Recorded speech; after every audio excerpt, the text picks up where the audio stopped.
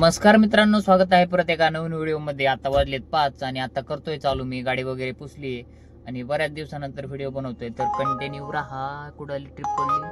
ताथावडे, 350 kilometre. Okay, बरं झालं सकाळ सकाळ पडली. वाजलेत 7:50. आता झालेत 1000 रुपये.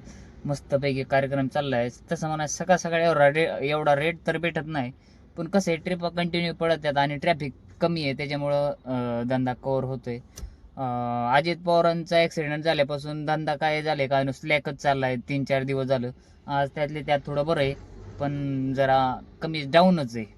मागचा महिना तर 1 लाख प्लस निघालाय, पण ह्या महिन्यात होते का नाही जरा डाऊट आहे.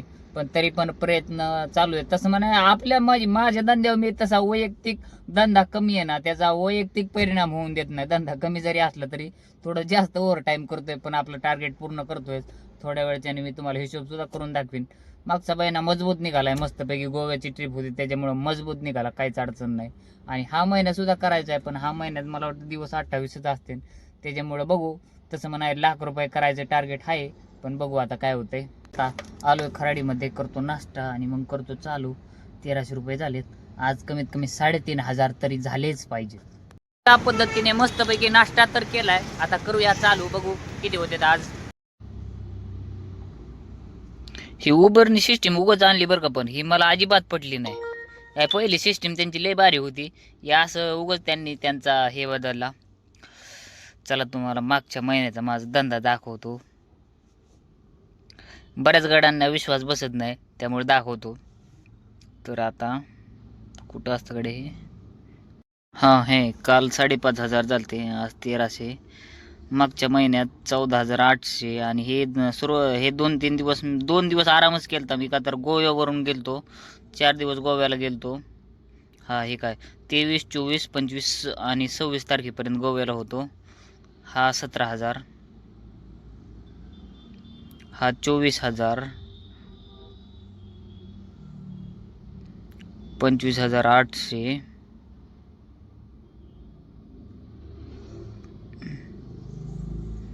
आणि हा 26,000. आणि ह्या शेवटच्या दिवशी एक 4,000ची ट्रिप, म्हणजे हा 30-31 हजाराकडे जातोय महिना. सगळं मिळून हिशोब केला तर 98,000 हिशोब निघतोय बरं का. पण विषय काय आहे की हिथं बी काय आहे, शेवटच्या दिवशी 1 तारीख येते आणि मी ह्याच्यात 4च आठवडं पकडलेत. आणि म्हणजे जर हा आठवडा जर पकडला ना, हा 26,000वाला, तर ह्या आठवड्यात माझे 31,000 झालते. शेवटच्या दिवशी माझी प्रायव्हेट ट्रिप होती. हा आठवडा मी पकडलाच नाही. हा जर पकडला तर चांगलं 1,30,000कडे जात आहे, पण ते 5 आठवड्याचा महिना होतोय. 5 आठवड्याचा महिना नसतो. आणि हा आठवडा पकडायला पाहिजे का नाही तुम्ही सांगा. का तर हा 31 तारखेपर्यंत डिसेंबर महिना आहे, आणि त्याच्यानंतर जानेवारी महिना सुरू झाला, असा विषय झाला, त्याच्यामुळे तो पकडलाच नाही. पण 98,000 हिशोब निघतोय. राईड जर 1 तारखेपासून 30 तारखेपर्यंत हिशोब जर काढला ना, तर 1 लाख प्लस धंदा होतोय. चांगला धंदा झाला. आणि ह्या महिन्यात सुद्धा तसंच टार्गेट आहे की बुवा 1 लाख प्लसच धंदा करायचा. आणि म्हणजे मन लावून काम केलं ना, फक्त इंटरसिटीचं वाट बघण्यात काय अर्थ नाही. नाही पडली तर दिवस फेल जातो. लोकल मारून मारून आपण बिझनेस कव्हर करू शकतो. 3,000चं टार्गेट ठेवायचं. मग कधी कधी जर चालू चालू मध्ये मुंबई पडली ना, तर आपले एखाद्या दिवशी 5,000 सुद्धा होतात. पण चालायचं, जसं असेल तसं परिस्थितीनुसार आपल्याला मूव्ह करावं लागतं. अजून पण बऱ्याच लोकांचा गैरसमज होऊ शकतो की मी जुगाडला गाडी लावली, वेंडरला गाडी लावली. तर कुठल्याच जुगाडला, कुठल्याच वेंडरला गाडी लावली नाही. उबर व्यतिरिक्त मी कुणालाच कमिशन देत नाही. उबर सुद्धा कमिशन घेत नाही. आता पासवर चालू आहे फक्त. पण सांगायचं तात्पर्य हे की मन लावून जर काम केलं ना, कुठल्याच वेंडरला गाडी लावायची गरज पडत नाही. मला बरेच मित्रांचा फोन येतात, धंदाच व्हाय नाही, मार्केट डाऊन आहे. मार्केट डाऊन आहे ठीक आहे, पण त्याला आपल्याला सामोरं जावं लागतं. कुठल्या वेंडरला पैसे देऊन फक्त वेंडरच मोठे होतात, आपलं काय राहत नाही मग. आता ह्याच्यामध्ये माझं बरंच 40-50 नसेल, 30-40 हजार खर्च झाला असेल सीएनजीला, ह्याला त्याला. पण बऱ्यापैकी पैसे मागं राहतात जर मन लावून काम केलं तर. मन लावून काम करायचं आणि थोडंसं टेक्निकने काम करायचं. मित्रांनो, तू कितीतरी वेळा मी बघतो की बरेच लोक काय करतात, रेल्वे स्टेशनला ड्रॉप करतात आणि 2-2, 3-3 तास तिथंच थांबतात. अरे दादांनो, ट्रेन यायचा ठराविक टायमिंग असतो. त्या टायमिंगला जर ट्रिप नसेल अवेलेबल, तर तिथून शिवाजीनगरमध्ये जा, थोडं मागं पुढं मूव्ह ऑन करत जा. एअरपोर्टमध्ये ट्रिप पडल्याशिवाय तुम्ही एअरो मॉलमध्ये घुसताच कशाला, मला हेच समजत नाही. तो 4था मारला कायम फुलच भरलेला असतो पार्किंगनी. आणि जर तुम्ही गाडी, आपली परमिट गाडी थांबली की आपले पैसे थांबतात, हे लक्षात घेतलं पाहिजे. तर जर ट्रिप पडत नाही आपल्याला, तर तुम्ही एरो मॉलमध्ये घुसूच नका. विमाननगरमध्ये खराडीमध्ये 10-11 ऑफिस टायमिंग संपल्याच्या नंतर अजिबात ट्रिपा नसतात. जर तिथून आपण थोडंसं 2-3 किलोमीटर मागं पुढे गेलो तर आपल्याला सहज ट्रिप मिळत असते. पण बरेच लोक 3 तास 4 तास एकाच जागेवर थांबतात, जवळ ट्रिप पडत नाही तवर हलणारच नाही. आणि बऱ्याच लोकांचं असंही असतं की चांगल्या रेटने जवळ पडत नाही तवर हलणारच नाही. अरे कंपनीने ठरवलं चांगला रेट द्यायचंच नाही तर सुरुवात नुकसान तर आपलंच होतंय ना. तर काळानुसार बदलणं पण गरजेचं असतं. ज्यावेळेस रेट वाढीच्या लढ्यासाठी लोक एकत्रित येतात त्यावेळेस 100% आपण पण त्यांना सहकार्य केलं पाहिजे. म्हणजे हा विषय मी याच्यासाठी सांगतोय, ज्यावेळेस स्ट्राईक चालू होती ना 3-4 दिवस आपण माग माग स्ट्राईक केली, त्यावेळेस मला एक कार्यकर्ता भेटला होता. तो ऑफिसला जातो जातो असं आणि त्याच्याकडे परमिट गाडी आहे आणि तो असं म्हणजे पार्ट टाइम मध्ये गाडी चालवतो आणि त्याचं म्हणजे ते आपण ते प्रवाह विरुद्ध चालतो ना तसं त्याची टेक्निक होती. माझ्याशी ते बोलायचं असं तसं कायम रडायचा, धंदाच नाही, उबर कंपनी अशी आहे तशी आहे, ओला कंपनी अशी आहे तशी आहे आणि धंदाच नाही असं काय म्हणायचं. आणि त्या दिवशी स्ट्राईक होती का त्याच दिवशी त्याने 3-4 दिवस धंदा केला. आणि म्हणलं का केला तुम्ही तर कायम रडत होता. काय नाही म्हणलं मला परवडतंय ना म्हणून मी केला, मला चांगला रेट भेटला मी केला. मग त्याचं असं होतं की चांगला रेट जोवर भेटणार नाही तोवर मी गाडी चालवणार नाही. आणि जे 3-4 दिवस स्ट्राईक होती तेव्हा कंपनी चांगला रेट देत होती तर त्या 3-4 दिवसात त्यांनी 3-4 हजार रोज धंदा केला आणि मला स्क्रीनशॉट टाकायला संध्याकाळी. मी म्हणायचं नका चालत जाऊ, लोकांना सहकार्य करा असं तसं, पण त्यांनी माझं काय ऐकलं नाही. आणि त्यांना विचारलं मी की काका का चालवताय तर ते म्हणले मला परवडतंय म्हणून मी चालवतोय. मला ज्या दिवशी कंपनी रेट देत नाही त्या दिवशी मी उबर चालवित नाही. मला आज रेट भेटतोय म्हणून मी चालवणार आहे, स्वतःच्या मनाचा मालक आहे. अरे मालक आहे मान्य आहे, पण जे लोक त्या रेटसाठी लढतायत ना त्यांना सहकार्य करणं आपलं काम आहे. जे लोक गाड्या बंद ठेवतात ते काय वेडे नाही आहेत की धंदा स्वतःचा धंदा पाणी ठेवून बंद ठेवून सगळ्यांना नुकसान होतंय म्हणून सगळ्यांनी निर्णय घेतलेला असतो. जरी तुम्हाला त्यांचा निर्णय चुकीचा वाटतो तर तुम्ही समोर येऊन सगळ्यांसमोर सांगायचं मी आज गाडी चालवणार आहे बुवा. तर तुम्ही समोर यायचे तर धाडच नसतं आणि कुठंतरी कोपऱ्यात जाऊन धंदा करायचा आणि परत मग माझ्यासारख्या माणसाला मी म्हणजे एकदम फ्रेंडली होऊन बोलत होतो म्हणून मला सांगितलं त्यांनी की बुवा मी आज 4,000-5,000 धंदा केला. 3 दिवस त्यांनी धंदा केलता आणि नंतर त्याच्या महिना 1.5 महिन्याने परत फोन आला की लईच मार्केट डाऊन आहे रे, लईच चला नाही काय हप्ता बी कव्हर व्हाय ना गाडीचं. तर असं असं दगडासारखं राहून बी उपयोग होत नाही की बाबा जोपर्यंत कंपनी रेट देणार नाही तोपर्यंत गाडी हलवणारच नाही. त्यांनी आपलंच नुकसान होतं. आणि जे मी आता उदाहरण सांगितलं ना त्याचं बघा ना, त्यांनी त्या स्ट्राईक मध्ये गाडी चालवली प्रवाह विरुद्ध जाऊन. तर म्हणजे त्यावेळेस ते कंपनी रेट देते ती पण ते ठराविक कारणामुळे देत असते, हे पण लक्षात घेतलं पाहिजे.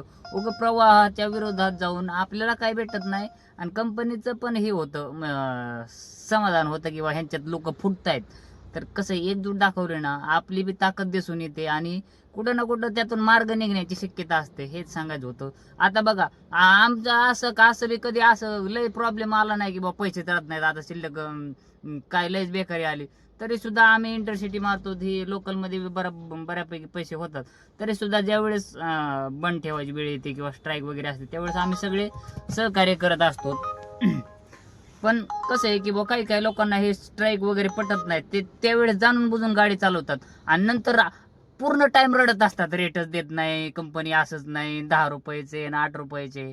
ज्यावेळेस थांबायचे होते त्यावेळेस तुम्ही गाड्या चालवल्या आणि आता म्हणजे आमच्यासारख्यांना असा ₹1,00,000 महिना म्हणजे बघा आता हे महिना किती स्लॅक होता तुम्हाला तर माहिती आहे. पण आता माझा इन्कम तर बघितलंच असेल तुम्ही कसा केलाय मी. ह्या महिन्याच्या शेवटला सुद्धा तुम्हाला दाखवतं की मी फेब्रुवारी महिना कसा काढलाय. म्हणजे एकदम आता ध्येयच असं मजबूत केलंय की 2026 फेल नाही जाऊन द्यायचं. किती बी धंदा डाऊन येऊ द्या आणि किती बी काही होऊन द्या, फेब्रुवारी महिना तुम्हाला दाखवतो मी कसा काढतोय.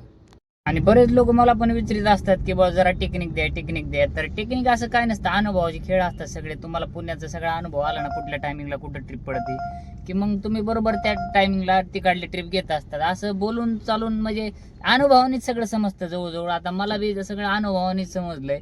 सुरुवातीला मला बी कळत नव्हतं कोणत्या टायमिंगला गेलं पाहिजे. फक्त एवढं सांगतो की चाकणला जायचं नाही, पुण्याच्या बाहेर जायचं नाही, म्हणजे जिकडून आपलं रिटर्न ट्रिप पडणार नाही ना तिकडे जायचं नाही. आणि कुठलं बी एक काय ॲप चालवा. मी तर माझं उबरलाच प्रायोरिटी असते नेहमी, का तर उबर मला ऑपरेटिंगला लय सोपं वाटतं. कधी मध्ये ते ओलापेक्षा रेट कमी देतं पण उबरला ट्रिपा बी मजबूत असतात आणि ऑपरेटिंगला लय सोपं असतं. कस्टमर बी त्याचं लाईव्ह लोकेशन दिसतं कुठं आहे ती. रॅपिडो मला अजिबात पटत नाही, का तर त्यांचं ती जरा फ्रॉड सिस्टीम आहे. म्हणजे काय ती लोणी हडपसर दाखवून लोणी काळभोरला नेतं. चांदणी चौकला दाखवून तिकडं भोगावला नेतं. असं बऱ्याच वेळा रॅपिडो माझ्यासोबत केलेलं आहे. त्याच्यामुळे रॅपिडो मला चालवायला अजिबातच आवडत नाही. आणि ओलाची बी जवळजवळ तीच सिस्टीम आहे. आणि ओलाची ट्रिपच चांगली ट्रिप आपल्या हातातच लागत नाही. आपल्या ट्रिप हातात लागती 90 रुपयाची, 110 रुपयाची. तसली ओलाची ट्रिप 3दाच पडती. 500 रुपये ट्रिप आली ती 1 सेकंद सुद्धा दिसत नाही. त्याच्यामुळे ओलाचा तो एक प्रॉब्लेम वाटतो. त्याच्यामुळे मला उबर वापरायला सोपं पडतं आणि उबरच वापरतो. उबरवरच लाख रुपये करून दाखवले. खराडीत काय ट्रिप पडा नाही, थोडस वडगाव शेरी साईडला जातो. हे अशी एक ट्रिप घ्यायची नाही. हे बघा आता 5 किलोमीटर पिकअप आहे आणि पिकअपला 18 मिनिटं दाखवतोय. त्या अशी ट्रिप 10 वेळा जरी वाजली ना तरी ऍक्सेप्ट करायची नाही. जर मजबूत पडत असतील ना तर 1.5 किलोमीटरच्या वरचं पिकअप ऍक्सेप्ट करायचं नाही. आणि लयच धंदा स्लॅक असेल तर 3-3.5 किलोमीटरच्या वर पिकअप करायला जायचं नाही. का मग जायचं नाही म्हणजे ऍक्सेप्टच करायची नाही ते ट्रिप. का तर कस्टमर तोपर्यंत वाट बघत नाही. 3 किलोमीटर जर ट्रॅफिकच्या वेळेत जर पिकअप करायला जायचं असेल ना तर त्याला 10-15 मिनिटं लागतात. आणि बरेच कस्टमर 15 मिनिटं वेट करत नाहीत, निम्या रस्त्यामध्ये गेल्यावर कॅन्सल करतात. त्याच्यामुळे आपण पिकअप लोकेशन, ड्रॉप लोकेशनला किती वेळ लागणार आहे, काय लागणार आहे, हे आपलं ट्रिप ऍक्सेप्ट करताना डोक्यात असलं पाहिजे. बरेच लोक काय करतात, आधी ट्रिप ऍक्सेप्ट करतात, मग हिशोब करतात जाऊ का नको, मग कस्टमरला सांगतात मीटरनी द्या, हे ते. म्हणजे असं फास्ट यंत्रणा झाली पाहिजे. यंत्रणा गाडी थांबली नाही पाहिजे. तुम्हाला सांगतो, मी गाडी सकाळी चालू केली ना तर 3-3, 4-4 तास बंदच करीत नाही गाडी. इतके कंटिन्यू ट्रिपा मारित राहतो. अजून एक टेक्निक की तुमचा कुठला बी एक पीक टायमिंग पूर्ण कव्हर झाला पाहिजे. म्हणजे एक तर सकाळी 7 ते 10 तुमची गाडी थांबली नाही पाहिजे, नाहीतर 5 ते 10 वाजेपर्यंत संध्याकाळच्या त्या काळात गाडी तुमची थांबली नाही पाहिजे. बरेच लोक काय करतात, 8 वाजता गाडी काढतात आणि संध्याकाळच्या 8ला बंद करतात. तर तुमचं दोन्ही बी पीक टायमिंग होऊ देत. मग का तर तुम्ही 8ला जर घरी यायचं असेल तर तुम्हाला 7 वाजताच घराकडची ट्रिप बघायला सुरुवात करावी लागते. तर तसं करू नका, पीक टायमिंग हुकवू नका. का तर पीक टायमिंग मध्ये 20 रुपये रेट भेटत असतो आपल्याला, चांगला रेट भेटतो. तसल्या राड्यामध्ये प्रीमियमची 1-2 ट्रिप होऊन गेली ना तर चांगले पैसे होतात. मी रोज तीच टेक्निक वापरतो. माझं कसं आहे, मी सकाळी लॉग इन करतो, पण माझे मित्र बरेच असे पण आहेत ते लेट लॉग इन करतात. 8-9 वाजता संध्याकाळी पार 11, 11:30, 12 वाजेपर्यंत चालवतात. संध्याकाळचा पीक टायमिंग ते जास्त वापरतात आणि सकाळच्या पीक टायमिंग पेक्षा संध्याकाळचा पीक टायमिंगला रेट जास्त असतो आणि जास्त काळ टिकून राहतो. कधी कधी 12 वाजेपर्यंत सुद्धा चांगल्या रेटनी, आपलं संध्याकाळच्या 12 वाजेपर्यंत सुद्धा चांगल्या रेटनी ट्रिपा पडत असतात. त्याच्यामुळं पीक टायमिंग होऊ नका. वाजलेत 11:48 आणि इथं आलोय CNG भरायला. इथं युनिव्हर्सिटी चौकातला CNG पंप आहे, पण इथं सगळ्यात मोठा ड्रॉबॅक हाच आहे, इथं आहे ऑफलाईन पंप आणि इथं प्रेशरच नसतो. जर गाडी संपत आलेली असली तर प्रेशरच नसेल. पण जाऊ द्या, 2च गाड्या होत्या म्हणून म्हणलं घेतो भरून. का तर एकच गाडी CNG होती, ह्याच्यामध्ये गेली असती कुठेतरी अजून 10-20 किलोमीटर एखादी ट्रिप झाली असती. पण म्हटलं मोकळाच आहे म्हणल्यावर घेतो भरून. तर भरला, पण अर्धी टाकीत CNG आला बा. अवघड आहे. आता बघू, जास्त वेळ नाही लागला CNG भरायला, चालू मध्येच भरला. पण तेच जर फुल भरला असतं तर टेन्शन फ्री झालं असतं. आता याच्यामध्ये जाईन बरं का 5-6 वाजता, तर बघू आता. आता आलोय बानेर मध्ये. आपले झाले 1800 रुपये. मस्तपैकी जेवण करतो आणि मग करतो चालू. 3500 होतीनच, करायचीच. आता वाजले ते 1:10 आणि आता आपण करतोय चालू 3500 फिक्स.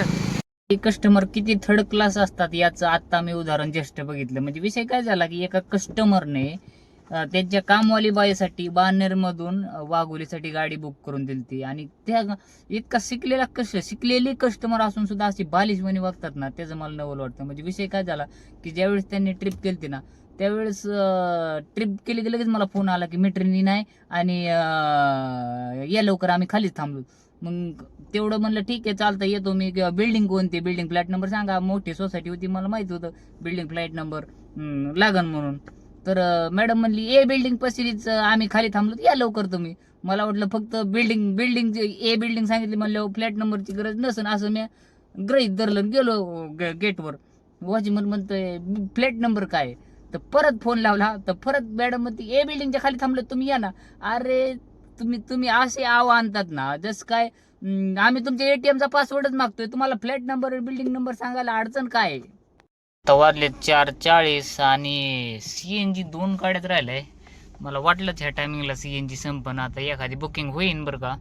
मला वाटतंय आता रूम कडली जर ट्रिप भेटली तर डायरेक्ट बंदच करतो आणि जर हिंजेवाडी साईडची कुठं भेटली तर तिथपर्यंत गाडी जाईल. मग तिकडून CNG भरून मग अजून थोडं मारता येईल. का तर 2600 रुपये झालेत आज. म्हणजे रूमकडची जरी आता लगेच भेटली तरी राईड 3000 होतील. आणि तसं म्हणे आपलं 3000चं टार्गेट असतं, तसं म्हणे आज 3500चं होतं. पण 3000 सरासरी जरी असली तरी ओके होते, काही विषय नाही. तर बघू आता कुठं आली पडते. पण सकाळी CNG पंप त्या गेलो प्रॉब्लेम झाला. का तर सकाळी अर्धा टाकीत CNG आलता.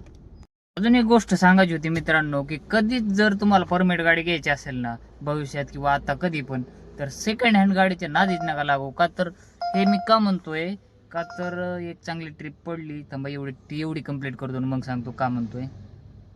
ती पण मॅच नाही झाली, पण ठीक आहे. हा आता सांगतो. तर असं का म्हणतोय, कधीच सेकंड हँड गाडीच्या नादी लागू नका. का तर माझी जुन्या गाडीचं मी उदाहरण माझ्या डोळ्यासमोर पाहिलेलं आहे. का तर मला पण ज्या एजंटनी गाडी विकतानी, म्हणजे मी घेतानी, मला पण रिव्हर्स बॅक मीटर करूनच विकली होती. आणि मी ज्या माणसाला गाडी विकली त्या माणसाने रिव्हर्स बॅक करून दुसऱ्या माणसाला विकली, दुसऱ्या माणसाने तिसऱ्या माणसाला विकली, आणि तिसऱ्या माणसाने काल परदेशी रील्सला गाडी सेल आहे म्हणून टाकलंय. आणि त्या गाडीचं किलोमीटर टाकलंय 1,45,000 किलोमीटर. जवळजवळ 1 वर्ष झालं मी ती गाडी विकून. आणि 1 वर्ष त्यांनी स्वतः चालवून, मी गाडी विकली होती 2,25,000 असं काहीतरी आसपास किलोमीटर झालं तिचं. तर एवढी गाडी चालवून परत त्यांनी बी काही चालवली असं. आणि आता विक्रीला आहे ती गाडी. मला इंस्टाग्रामला माझ्याच गाडीची रील्स आली त्या, म्हणजे जुन्या गाडीची, की बा गाडी विक्री आहे आणि इतकी इतकी किंमत, आणि 1,45,000 किलोमीटर झालेलं आहे. आणि जे लोक घेणार येतात त्या घेण्यासाठी असे सर्च करतात ना गाडी, त्यांना सुद्धा मला एक सजेशन द्यायचं आहे, की कुठलीच परमिट गाडी वर्षात 50,000च्या खाली कमी चालत नाही. म्हणजे तुम्हाला सांगतो, माझी जवळजवळ 6 महिने ही गाडी घेऊन झाले, तरी आता जवळजवळ 47,000 किलोमीटर झाले तिचे. तर 5 वर्ष 6 वर्ष चाललेली गाडी 1.5 लाख कधीच चालू शकत नाही. तिचं सरळ सरळ मीटर बॅक केलेला असतो. आणि एजंट लोकांना अशी लाज वगैरे बी वाटत नाही, की बा सर्व तिचं इंजिन काम ते सगळं त्या रेडिंगवर असतं.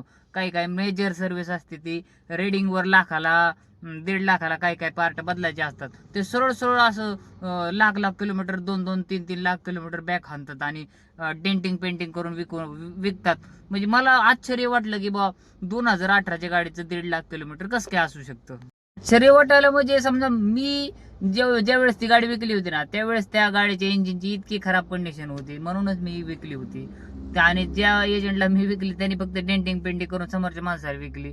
त्याला बी काहीतरी प्रॉब्लेम असा आला असेल म्हणून त्याने तिसऱ्या माणसाला विकली. का तर ती गाडी विकल्याच्या नंतर मी ज्याच्याकडे विकली होती ना, त्याने दुसऱ्याला विकली, दुसऱ्याने तिसऱ्याला विकल्याच्या नंतर तो तिसरा माणूस मला भेटला होता, की तुझी गाडी माझ्याकडे आहे. आणि मी चालून वगैरे बघितली होती. तर मी म्हणलं कितीला घेतली, काय घेतली होती. तर मी ज्याला विकली होती ना, त्याने त्याच्याकडून नव्हती घेतली, त्याने दुसऱ्याच माणसाकडून गाडी घेतली होती. म्हणजे अशी 2-4 जणांकडे ती गाडी फिरत फिरत आता 4थ्याच माणसाकडे गेलेली आणि त्यांनी आता विक्रीला टाकलेली. तर कधीच सेकंड हँड गाडी घेताना असं फसू नका. रेडिंग बॅक मारुती सुझुकीची गाडीची लगेच होते. आणि बघा ना, आता मला माहिती आहे त्या गाडीची कंडिशन काय आहे. आणि त्यांनी डेंटिंग पेंटिंग करून अशी गाडी बनवली आहे ती, की असं कोणी म्हणणारच नाही ह्या गाडीची इतकी कंडिशन खराब आहे. आता वाजलेत 6:15 आणि बोसरीमध्ये आलोय CNG भरायला. 3,000 झालेत. आता इथून घेतो घराकडची ट्रिप, CNG भरतो. बघू आज मला वाटतंय 3.5 नाही व्हायचे, पण बघू आता किती होते. तसं म्हणा करायचंच म्हणल्यावर करू शकतोय, पण आता CNG भरून घराकडचीच जातो, जास्त गाडी फिरवायला नको. का तर उद्या जर सकाळ सकाळ मुंबईची ट्रिप पडली तर टेन्शन फ्री राहतं. नाही तर आताच गाडी फिरवत बसलं ना, तर मग उद्या जर सकाळून मुंबईची ट्रिप पडली तर मग CNG भरायसाठी थांबावं लागतं.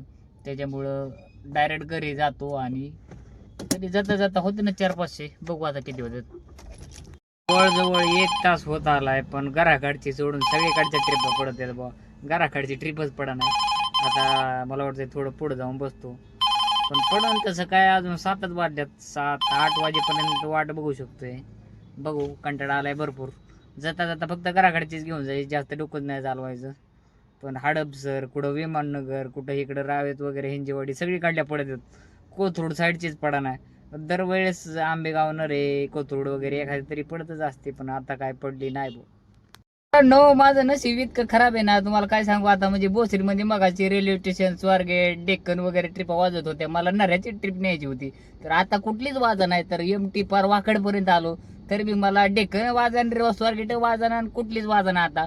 म्हणजे सगळं वाट लागली. म्हणजे 7:45 वाजत आलेत.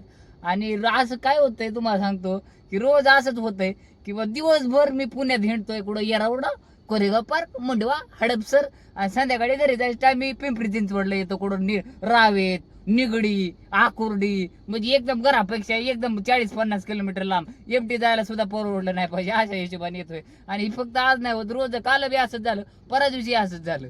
काय कळलं नाही मला तर.